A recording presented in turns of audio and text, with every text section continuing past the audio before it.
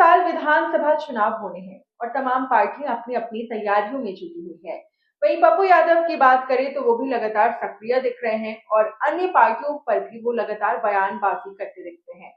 अब एक बार फिर से पप्पू यादव ने बड़ा बयान दिया है, जहां उन्होंने कहा है कि कांग्रेस को बिहार में नेतृत्व करना चाहिए। उन्होंने कहा है कि गठबंधन जिससे भी हो उससे हमें कोई आपत्ति नहीं है, लेकिन कांग्रेस को बिहार में नेतृत्व करना चाहिए। उन्होंने स्पष्ट कहा है कि विधानसभा चुनाव में बिना किसी के नाम के मुख्यमंत्री की घोषणा के चुनाव लड़ना चाहिए।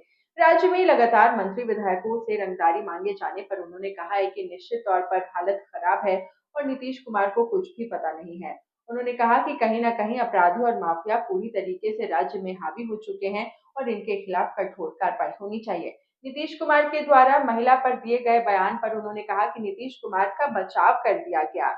उन्होंने कहा नीतीश कुमार से भूल हुई है। उन्होंने कहा कि कहीं न कहीं अपराधी और माफिया पूरी तरीके से हावी हो चुके हैं और इनके खिलाफ कठोर कार्रवाई होनी चाहिए।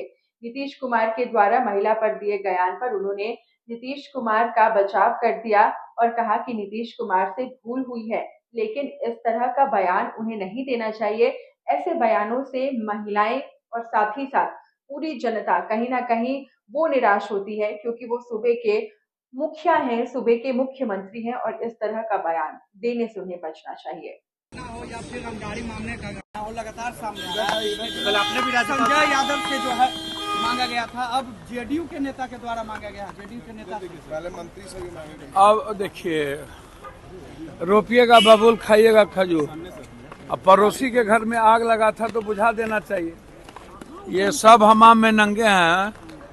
ये अपराधी माफियाओं को टिकट दीजिएगा और अपराधी से आप संचालित करिएगा और मुद्दों से भटकिएगा और 24 घंटा ये अपराधी माफियाओं की गणेश परिक्रमा में लगे रहिएगा, तो एक दिन सांप को दूध पिलाइएगा तो सांप डसेगा ना।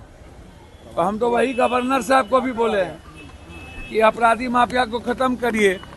अब आप देखिए 500 सीट बढ़ा दिया बीपीएससी, देख लीजिए इसका नाटक। एक तरफ हमारे बच्चों को भविष्य के साथ खिलवाड़ कर रहा है, तो इसीलिए अपराध के पूरा अरविंद जी को मरवा दिया। अभी एक लगातार हत्या हो रही है, हर जिले में आधा पॉलिटिकल मर्डर हो रहा है। क्या कहते हैं, गैंग वार शुरू है जमीन बालू शराब को लेकर के। लॉ एंड ऑर्डर का कहाँ मतलब है? नीतीश जी को कुछ पता ही नहीं बेचारे को चल रहा है। आप दोनों आदमी सत्ता पक्ष एक दूसरे के महिलाओं को नंगा करने में लगे हैं।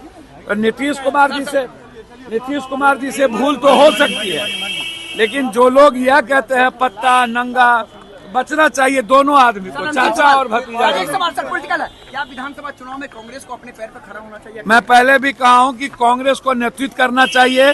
गठबंधन जिससे है मुझे कोई आपत्ति नहीं, व्यक्तिगत राय है। बिना किसी नाम के घोषणा के चुनाव लड़ना चाहिए।